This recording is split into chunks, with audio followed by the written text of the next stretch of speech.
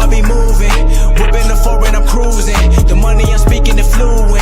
All of my business booming. Stacking my cash in abundance. All of my family funded. Finally got what I wanted. Life is amazing, I love it. Everyone know that I run it. Yeah, look at me now, I came up. I've been thinking back then when I almost gave up on the game cause I never got in my way. Re les postos, bienvenue dans cette nouvelle vidéo. Avant de commencer les sujets de la vidéo, n'hésitez pas à venir vous abonner en masse à mon compte Instagram SBFootNews pour être au courant 24h sur 24, 7 jours sur 7 de l'actualité du Paris Saint-Germain, du football européen, du mercato, des transferts. C'est sur SBFootNews que ça se passe sur Instagram les postos. Le lien est en bas en description. Vous avez toujours la cagnotte PayPal qui est disponible si vous voulez soutenir la chaîne. Et grosse surprise vendredi prochain sur le live No Feeling, où il y aura un invité, un grand spécialiste d'un sujet qu'on ne peut pas parler sur cette chaîne. Mais voilà, ça vaut le coup. Il y a des choses qui vous seront proposées, qui nous seront proposées. Venez en masse vous abonner à ma deuxième chaîne YouTube, No Feeling, qui est en bas en lien en description. Comme vous le savez, les postos, il y a un mercato d'hiver, mais il y aura aussi une équipe à construire avec les départs qu'il va y avoir, avec les éventuelles ventes. Mauricio Pochettino arrive, ça repart de zéro. On a vu les 2 premiers matchs, pas terribles au niveau du jeu, mais j'espère que ça va aller dans le bon sens. Et même s'il y a élimination, je n'espère pas, mais même s'il y a élimination contre le Barça, ça ne sert à rien maintenant de virer un coach tous les 6 mois. Il va falloir construire avec ses idées, avec ses joueurs, en collaboration avec Leonardo bien sûr. Donc ça va vouloir construire. Et on va voir un petit peu ce que ça peut donner. Donc déjà pour le mercato d'hiver, on va voir un petit peu ce que ça donne. Apparemment déjà, le Paris Saint-Germain surveille Romain Fèvre. Selon les informations en France, le Paris Saint-Germain a profité de la rencontre de ce samedi contre Brest pour observer Romain Fèvre. Le gaucher plaît beaucoup au Paris Saint-Germain, mais aussi à Manchester United. Donc ce joueur, Romain Fèvre, positionné aux côtés d'Irving Cardona dans l'attaque brestoise. Si les Bretons ont pris un 3-0, le résultat pour moi ne reflète pas vraiment le niveau de jeu qu'ont pu produire les joueurs d'Olivier Dalloglio, et encore moins celui de l'élégant gaucher de 22 ans qui a été très bon hier. Cela fait quelques mois maintenant que le Paris Saint-Germain apprécie beaucoup le joueur. Voilà, c'est apparemment une information que sont en mesure de confirmer plusieurs médias. Ça a été même relayé partout. Il est sous contrat avec le Stade brestois jusqu'en 2025. Et l'écurie francilienne, franchement, n'a pas dû être déçue parce que moi, franchement, je l'ai trouvé très très bon. Bon, après, c'est sûr que quand tu as Dagba et Bakker, c'est tout de suite plus facile. Il a prolongé son bail récemment. Mais attention, Fèvre est aussi pisté par d'excellents clubs européens comme Manchester United, le FC Séville notamment. Pour le moment, il n'est l'objet d'aucune offre concrète de la part des courtisans. Et nul doute que le Stade brestois fera tout pour tirer un joli chèque du joueur qui a fini sa formation du côté de l'AS Monaco. Le Bayer Leverkusen, comme l'a révélé la presse, est aussi intéressé par la révélation brestoise de ce début de saison. Reste maintenant à connaître les intentions des décideurs brestois qui l'ont recruté en juin 2020 et qui ont donc pris les devants en le laissant prolonger en cette fin d'année. La volonté du joueur aussi sera prépondérante et rien ne dit qu'il ne voudra pas passer par une étape intermédiaire. L'Olympique Lyonnais est aussi intéressé avant de franchir un gros cap et de rejoindre une écurie qui joue fréquemment les premiers rôles en Europe. Donc moi, c'est bien d'essayer d'aller voir des joueurs en Ligue 1, des joueurs qui ont certes un potentiel. Mais frérot, quand est-ce que tu vas chercher des latéraux ?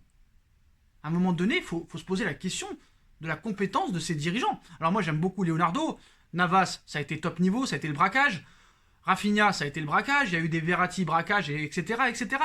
Mais à un moment donné, est-ce que tu es satisfait des latéraux que tu as ?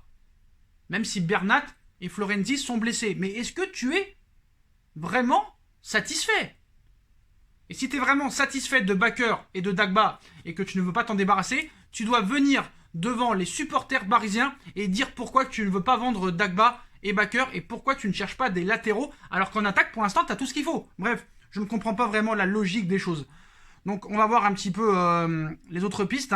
Donc apparemment Eriksen, on part sur un retour à Tottenham où il restera à l'Inter. Apparemment il y a des problèmes financiers. Apparemment l'Inter n'aurait pas fini de payer le transfert à Tottenham. Donc je pense que Eriksen c'est mort pour cet hiver. Le dossier Dele Alli est toujours en stand-by. Paris veut un prêt de 6 mois. Apparemment du côté de Tottenham, on dit pas non à la proposition, mais on attend de voir quand aura lieu le retour de Gareth Bale et de Lo Celso pour pouvoir prétendre peut-être discuter d'un départ de Dele Alli au Paris Saint-Germain. Donc, ce qu'il faut savoir sur Mauricio Pochettino, avant de parler de son cas, y en a beaucoup qui voulaient aussi des nouvelles de Neymar. C'est simple, il a annoncé la couleur, l'entraîneur parisien, pour Neymar. Neymar était de nouveau absent ce samedi face à Brest. Mauricio Pochettino s'est prononcé sur la date du retour du joueur. Il faudra attendre l'évolution des prochains jours. Et ce samedi, en marge de la rencontre contre Brest, il a été interrogé sur l'état de santé de Neymar et un possible retour dans les prochains jours. En conférence de presse, l'entraîneur parisien a alors confié, je le cite, « Des retours face à l'OM comme Neymar ? Pour l'instant, on ne sait pas. On doit attendre l'évolution des prochains jours pour tous les joueurs convalescents. On prendra une décision avec l'analyse de l'équipe médicale et performance du club en impliquant les joueurs dans la décision également. » Moi, franchement, je ne prendrais pas de risque, vu la fragilité du joueur. Et surtout quand tu vois les Marseillais qui vont sûrement l'attendre au tournant. On connaît les bouchers marseillais. C'est peut-être pas le moment de le faire jouer maintenant. Faut mieux. Je pense que Neymar, ça doit être un joueur à grand match. Et je pense qu'il doit être au top contre le Barça. Voilà, donc peut-être encore attendre un petit peu et ne pas prendre de risques. Donc voilà, les postos. Grosse info qui vient de tomber ce matin. Donc on sait apparemment, Pochettino est en train un petit peu de faire une liste des joueurs qu'il aimerait. On sait qu'il aimerait Ali cet hiver. Apparemment, Agüero serait une de ses priorités en attaque. Je ne sais pas réellement pourquoi, mais en tout cas, c'est ce qui a été dit. Et apparemment, il voudrait construire autour de Pogba. Et Pogba serait sa priorité l'été prochain au milieu de terrain. Donc en Angleterre, la FA Cup continuait ce samedi. Le Daily Mirror fait largement sa une sur cette compétition. Le tabloïd nous donne une information mercato qui pourrait faire les gros titres dans les prochains mois. Alors que l'on sait que Paul Pogba veut quitter Manchester United depuis l'été 2019. Il veut encore quitter Manchester à l'issue de la saison. D'ailleurs, son agent Mino Raiola a confirmé que la meilleure solution pour tout le monde serait de quitter Manchester United. Voilà, surtout à 1 an de la fin de son contrat, Manchester United ne va pas vouloir le laisser partir libre. Le quotidien britannique nous indique que le Paris Saint-Germain, via Mauricio Pochettino, pourrait convaincre le milieu de terrain de rallier la capitale française. Le technicien argentin fait de Pogba une cible prioritaire pour renforcer le Paris Saint-Germain. Pochettino estime que Paul Pogba est le joueur idéal pour reconstruire une nouvelle équipe, rapporte le quotidien. Pour réussir un tel coup, le quotidien indique qu'une offre de 80 millions d'euros sera nécessaire pour convaincre les dirigeants mancuniens de lâcher le champion du monde 2018, donc affaire à suivre. D'ailleurs, comme le rapporte le Daily Star sur sa une, les Red Devils se sont qualifiés pour le prochain tour de la FA Cup en dominant Watford 1-0 grâce à un but de Scott McTominay. Donc 80 millions d'euros, pour moi, c'est très cher. À l'heure actuelle, Paul Pogba ne les vaut pas. Il va falloir essayer de négocier. Si vraiment tu le veux, il va falloir essayer de descendre le prix comme tu as pu le faire avec Mauro Icardi, de passer de 80 à 70 ou 65 millions d'euros. Je pense que tu peux faire plier la Juve. Est-ce que c'est un bon coup ? J'ai envie de te dire oui et non. Paul Pogba, franchement, il m'a jamais impressionné. Certes, il a fait des très gros matchs. Avec la Juve, il a été très bon. Avec l'équipe de France, des fois, il a été très bon. Mais voilà, des fois, il se perdait. Des fois, il te fait 2 matchs sur 10. Est-ce que c'est la priorité au milieu de terrain quand tu vois qu'il y a un Wijnaldum qui est gratuit au milieu de terrain ? Pourquoi tu vas pas sur Wijnaldum, frère, qui a un palmarès exceptionnel avec Liverpool et qui fait de très grosses performances? Qu'est-ce que tu vas me chercher un Pogba à 80 millions d'euros? Certes, Pogba peut être très bon dans cette équipe. Mais à un moment donné, frère, il faut aussi voir ses priorités. Alors c'est bien beau, Pochettino, je veux Agüero, je veux Ali, je veux Pogba, mais t'as des joueurs qui sont peut-être meilleurs, gratuits, frère. Messi, Depay, c'est gratuit, c'est meilleur que Monsieur Agüero. Et non, on veut Agüero, on veut des vieux de 33 ans.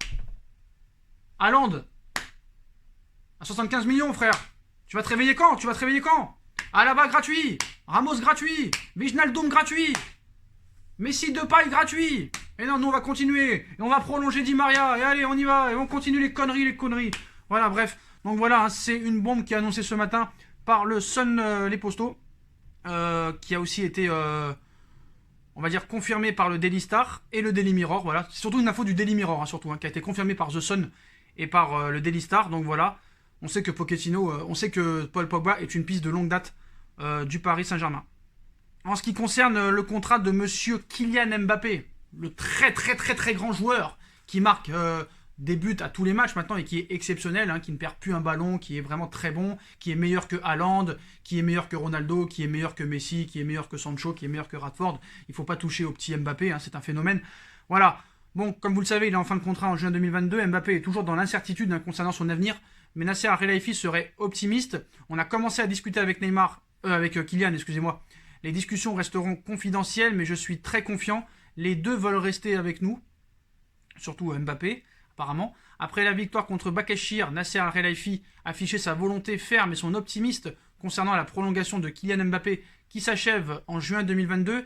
Et selon les informations de Fabrizio Romano, journaliste du Guardian et de CBS Sport en coulisses, le président du PSG fait preuve du même optimisme qu'après le match face à Istanbul. Il est très confiant pour Mbappé, il négocie avec le Paris Saint-Germain. Mbappé, on parle, hein. Mbappé négocie avec le Paris Saint-Germain, il négocie et le président du PSG, Nasser Al-Khelaifi, est toujours aussi optimiste. Et vous savez, avoir beaucoup d'argent rend si facile d'essayer de nouer un nouvel accord avec Mbappé. Mais évidemment, c'est aux joueurs de trouver un accord sur un contrat. Et quand on parle avec des joueurs comme Mbappé, comme d'autres grandes stars, ce n'est pas un contrat normal, assure-t-il dans une interview accordée à Give Me Sport. Franchement, le mec, mais combien il veut, le gars? Mais tu veux quoi, frère? Tu veux quoi? Comment toi? En fait, ce joueur-là, il met tout l'excuse de son titre de champion du monde. Moi, je suis champion du monde, tu dois me donner autant que Neymar, tu dois me donner autant que Ronaldo, autant que Messi, frère. Mais depuis ton titre de champion du monde, qu'as-tu fait dans les gros rendez-vous? Alors certes, tu as des stats très bonnes en Ligue 1. Ça, on peut pas le nier. Mais en Ligue des Champions, frère, t'es resté 1 an sans marquer. Contre Manchester United, lors des 2 matchs cette saison, on t'a pas vu. Contre le Real en 2018, on t'a pas vu. Le match retour contre Liverpool en poule, on t'a pas vu. Le match contre Naples, on t'a pas vu. Le match contre le Bayern, tu nous as cassé le match. Tu nous as niqué le match, frère. C'est de ta faute si on perd en Ligue des Champions. C'est de ta faute. Eh oui, frère. Ah, mais le pauvre, là, il était blessé, il pouvait pas aligner une grosse frappe. Voilà. Il a préféré faire une passe à Neuer. Voilà. Sur ces 2 occasions. Je suis désolé, à un moment donné, le mec, il va falloir qu'il redescende sur terre, frère. Voilà. Redescends sur terre. Arrête de te prendre pour Thierry Henry. Arrête de te prendre pour une star. Si tu veux vraiment prouver que t'aimes le club et que t'es un bon joueur, dépasse le record de Cavani, prouve que t'es un bon contre le FC Barcelone et va loin en Ligue des Champions, gagne l'Euro et fais-nous fermer nos gueules.